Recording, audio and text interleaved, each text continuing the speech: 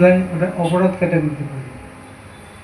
এই এরা ভাবে যে খুব চালা ন্যায্য সম্পত্তি ভাগ দিচ্ছে না, তো তারও কিন্তু আলাদা নরক আছে। ওখানে দেখলাম তো, দেখলাম খুঁটি খুঁটি তিনি জিজ্ঞেস করছে, দেখলেন গুরুদেবের ধৈর্যটা দেখলেন?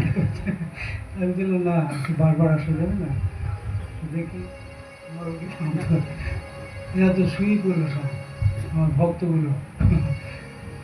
না শুয়ে পড়লে তো ঘুম হয়ে যাবে, এখন ঘুম হলেই ঘুম হবে। প্রভু কি ঘুমাবার জন্য পাঠিয়েছেন? প্রভু আমাকে যার জন্য পাঠালেন আমি তার জন্য কি করলাম সেটা চিন্তা করবো। তাহলে misuse of time, misuse of intellect, misuse of money কোনটাই অপচয় করার ইচ্ছা জাগবে না। যাতে প্রপার ইউজ হয়, যাতে বেস্ট ইউজ হয় সেটা দেখবো। ভার ভূমিতে হইল মনুষ্য জন্ম যায়, জন্ম সার্থক করি বড় পরোপকার।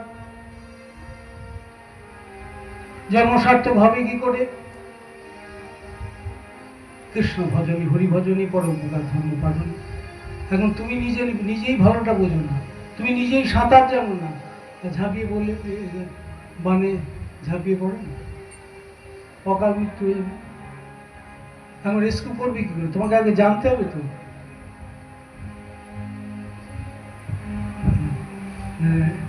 বিভিন্ন রকম কথাগুলো মনে করবে তো তো যাই হোক, এখন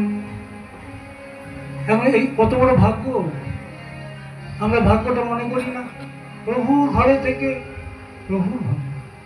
গুরুপাদ বলতেন ওই সতুবাবুর ঘরটা দেখিয়ে, সতুবাবুর ঘর এটা গভর্নমেন্ট হাউস না, সরকার থেকে যদি বলে এটা উঠে যান, আমাদের এটা ট্রেনিং সেন্টার হবে, তো উঠে যেতে হবে না।